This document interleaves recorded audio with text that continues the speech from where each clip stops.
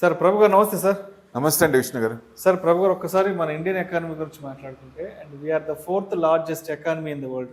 జపాన్ని రీసెంట్గా జపాన్ని క్రాస్ చేస్తాం. ప్రస్తుతానికి మనకి పైన జర్మనీ ఉంది, చైనా ఉంది, తర్వాత అమెరికా ఉంది. అవునండి.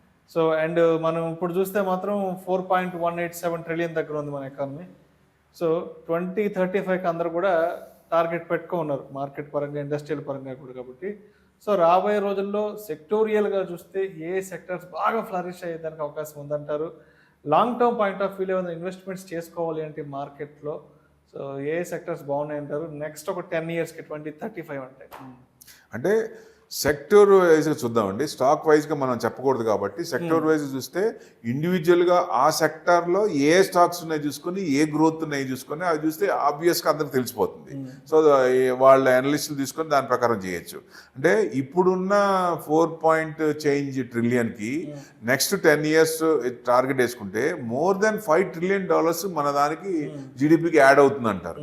గ్రోత్ అనేది మల్టీఫోల్డ్ వస్తుంది ఇండియాలోనే. అందరూ కూడా ఇండియా సైడే చూస్తున్నారు. మొన్న పాకిస్తాన్ వార్ అప్పుడు కూడా వారొద్దు, మేము ఇండియాలో ఇన్వెస్ట్మెంట్ చేయాలని కొన్ని కంట్రీల్లో రిక్వెస్ట్ చేసినాయి. యుఎస్ రిక్వెస్ట్ చేస్తే అప్పుడు ఆయన కూడా ఇవి వాటి కోసం, ఎందుకంటే న్యూక్లియర్ కోసం ఇబ్బంది పెడుతున్నారని చెప్పి అందుకు బయటకు వచ్చి మొత్తానికి సెట్ చేసిన ఆయన. సో ఏదైనా కానీ అందరి చూపు ఇండియా మీద వస్తుంది. ఒక రకంగా అది మంచిది. $1 trillion పెరిగే అవకాశాలు ఎక్కువ ఉన్నాయి. అంటే ఇక్కడి నుంచి ఏ సెక్టర్స్ బాగుంటాయి, ఏ గ్రోత్ ఎలా ఉంటాయి, ఎంత వరకు వెళ్ళొచ్చు అనేది ఒకసారి చూస్తే మీకు not a growth, it's history being written. ఫ్యూచర్లో ఇలా రావచ్చు అనేది ఎక్స్పెక్ట్ చేస్తున్నారు. సో ఫస్ట్ సెక్టర్ వచ్చేసి ఈవీ అండ్ బ్యాటరీస్. ఎందుకంటే మన ఫజల్ ఫ్యూయల్ నుంచి ఈవీ బ్యాటరీస్, ఎలక్ట్రిక్ వెహికల్స్ వస్తున్నాం. సో ఎలక్ట్రిక్ వెహికల్స్ అన్నప్పుడు బ్యాటరీస్ కూడా ఇంపార్టెంటే. ఆ బ్యాటరీస్లో ఏమేం కంపెనీలు చేస్తున్నాయి. సో ఈవీ కార్స్ని ఎవరెవరు చేస్తున్నారు. ఎందుకంటే ఫ్యూచర్లో పెట్రోల్ కార్లు, డీజిల్ కార్లు ఉండవు, ఫజల్ ఫ్యూయల్ అనేది ఉండదు. ఎందుకంటే కార్బన్ ట్యాక్స్ కట్టాల్సి వస్తుంది. 2030 తర్వాత కూడా మనం ఈ ఫజల్ ఫ్యూయల్ వాడితే కార్బన్ ట్యాక్స్ కట్టాల్సి వస్తుంది. సో ప్యారిస్లో ఉన్న ఒప్పందం అందరు వరల్డ్ మొత్తం చేసుకున్నారు ప్యారిస్లో. సో డెఫినెట్గా కాబట్టి ఈ లోపలే చేయాలి. ఇంకా కొంచెం మనకు టైం ఉంది కాబట్టి అన్ని కంట్రీస్ కూడా కార్బన్ డైఆక్సైడ్ CO2ని తగ్గించుకోవాలి, లేదా పొల్యూషన్ ఎక్కువైపోద్ది. ఇప్పటికే ఓజోన్ లేయర్ దెబ్బతింటుంది కాబట్టి కొంచెం ఇవన్నీ చూస్తున్నారు. సో అందుకని దానికి అనుగుణంగా ఈ స్టెప్ తీసుకున్నారు. అంటే ఇప్పుడు ఈవీ అండ్ బ్యాటరీస్ ఇప్పుడున్న స్టార్టింగ్లోనే ఉంది. ఇక్కడి నుంచి 6 to 8 times గ్రోత్ అంటే ఇప్పుడు 6 times పెరిగే ఛాన్స్ ఉంది.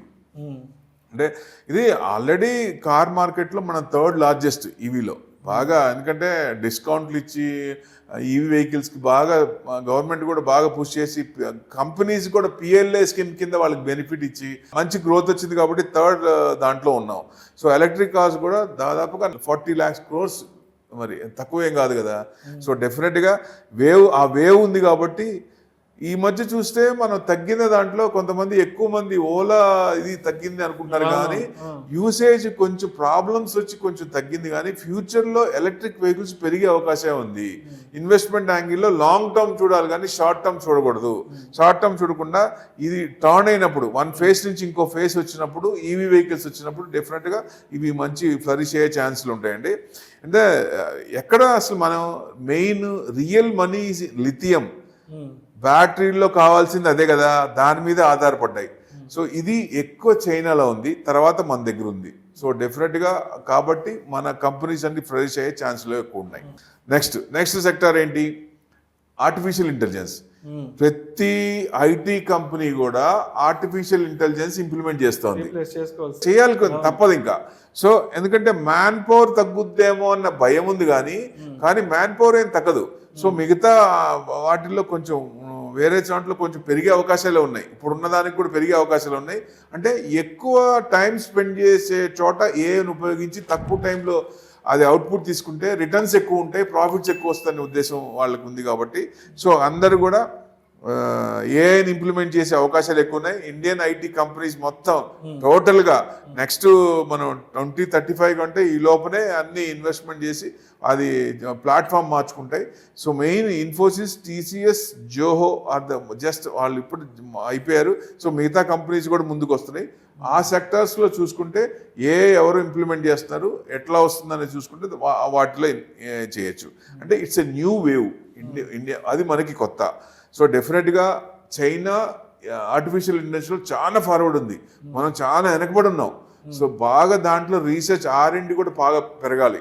సో గవర్నమెంట్ కూడా జీడిపిలో కొంత పర్సంటేజ్ చేసి ఏఐ మీద మనం చైనాని తట్టుకోవాలంటే డెఫినెట్గా ఆర్టిఫిషియల్ ఇంటెలిజెన్స్ ఇంకా డెవలప్ చేయాలి.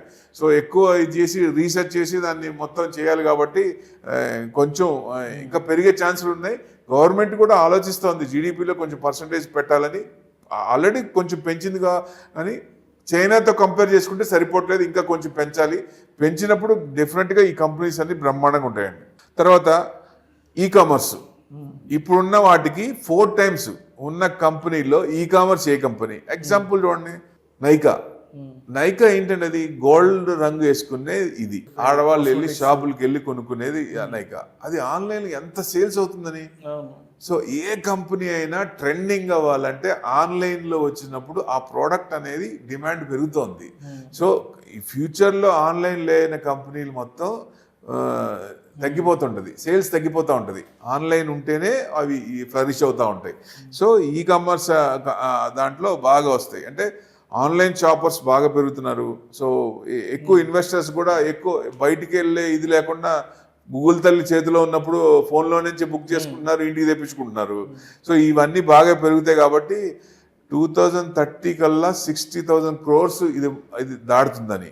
సో ఫ్లిప్కార్ట్, అమెజాన్ ఇట్లాంటి కొత్త కంపెనీలు ఇంకా కొంచెం వచ్చే ఛాన్సులు ఉన్నాయి.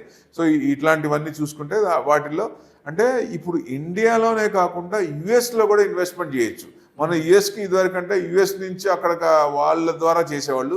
బట్ ఇండియన్ ప్లాట్ఫామ్ కూడా కొన్ని కంపెనీస్ యుఎస్ స్టాక్స్ కూడా వస్తున్నాయి. కాబట్టి ఇలాంటివి కూడా ఇన్వెస్ట్మెంట్ ఇండియాలో కూర్చొని కూడా చేయొచ్చు. సో అదొక పాజిటివ్ పాయింట్, ఎందుకంటే అది కూడా మనకి గ్రోత్ ఎక్కువ వస్తుంది కాబట్టి. సో నెక్స్ట్ వచ్చేసి సెక్టర్ అంటే స్పేస్ సెక్టర్. ఇక్కడి స్పేస్ సెక్టర్కి ఏమి చేస్తున్నాయి? స్పేస్ ఎక్స్ ఎలాన్ మస్క్ ఉంది కదా, అట్లాంటి వాటికి ఏమేమి సపోర్ట్ చేస్తున్నాయి? స్పేర్ పార్ట్స్ అలాంటి కంపెనీస్ ఏమున్నాయి? వాటికి 4 times గ్రోత్ వస్తుందని.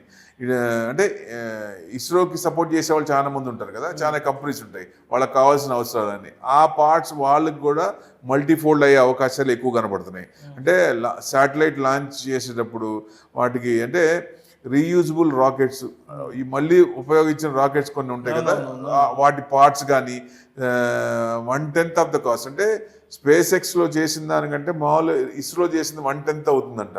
సో ఆ పర్సంటేజ్ పెరుగుతుంది. మనం ఇదివరకు రాకెట్స్ చేసేవాళ్ళం కాదు, చాలా ఎక్కడి నుంచో పార్ట్స్ తెప్పించుకొని అసెంబుల్ చేసాము. కానీ ఇప్పుడు మన ఇస్రో నుంచే రాకెట్స్ కూడా మ్యానుఫ్యాక్చరింగ్ చేస్తున్నాం. సో అదర్ కంట్రీస్కి కూడా బ్రహ్మోస్ కానీ అవన్నీ బయటికి ఇస్తున్నాం.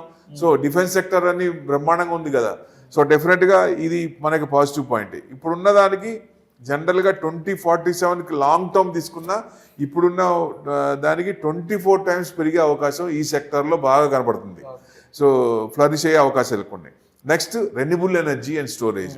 రెన్యూబుల్ ఎనర్జీ కూడా ఫ్యూచరే, ఎందుకంటే ఇరిడా కానీ కొన్ని కంపెనీలు బాగా పెరిగి పడిపోయినాయి. అసలు చాలా మంది కూడా ఒపీనియన్ ఉంది, దీన్ని మనం ఇన్వెస్ట్మెంట్ చేసాము అసలు బయటకు వస్తామా లేదా అని. ఎందుకంటే ఒక 5 years దాటిన తర్వాత టోటల్ రెన్యూబుల్ ఎనర్జీ మీద ఆధారపడాల్సి వస్తుంది. అప్పుడు ఆ కంపెనీస్ అన్నీ బాగా ఫ్లరిష్ అయ్యే ఛాన్స్ ఉంటుంది. అంటే 500 gigawatts రెన్యూబుల్ ఎనర్జీ బై 2030 అంత చేయాలని టార్గెట్ పెట్టుకుంది government. So solar panels, wind mills, ఆ స్టోరేజ్ వాటిలో వచ్చిన దాన్ని స్టోరేజ్ చేసుకొని పవర్ని ఎక్కడ ఇది కాకుండా, ఎందుకంటే పవర్ షార్టేజ్ ఎక్కడ రాకుండా అట్లాంటివన్నీ చేయాలంటే ఫ్యూచర్ ప్లానింగ్. కాబట్టి ఈ సెక్టార్ కూడా మంచి ఫ్లరిష్ అయ్యే అవకాశాలు ఎక్కువ ఉన్నాయి. తర్వాత బయో-టు-ఎక్స్ టెక్నాలజీస్, ఎందుకంటే ఫ్యూచర్లో వార్లు అనేవి బయో వార్లే ఉంటాయి, మామూలు వార్లు ఉండవు.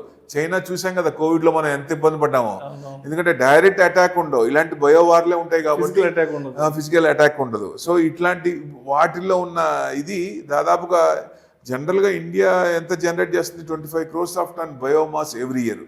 సో ఇట్స్ అది ఇంకా దాన్ని 3 times 4 times చేసే ప్లానింగ్ ఉంది కాబట్టి ఆ కంపెనీస్లో ఇన్వెస్ట్మెంట్ చేస్తే మంచి రిటర్న్స్ వచ్చే అవకాశాలు ఉంటాయి.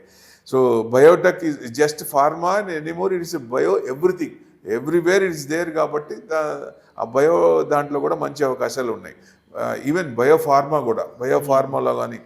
సో నెక్స్ట్ వచ్చేసి సైబర్ సెక్యూరిటీ. ఇప్పుడు డోమ్ చూసాం మనం, ఇరాన్ వాళ్ళ అవతల వాళ్ళు ర్యాకెట్స్ వేసినప్పుడు ఆ డోమ్ ద్వారా ర్యాకెట్స్ కూడా ఆ కంట్రీ మీద అటాక్ చేయకుండా టెక్నాలజీ పెరుగుతుంది. దీంట్లో నెంబర్ 1 అంటే ఇజ్రాయెల్ టెక్నాలజీ. సో ఆ టెక్నాలజీ కూడా అందరూ ఉపయోగిస్తున్నారు.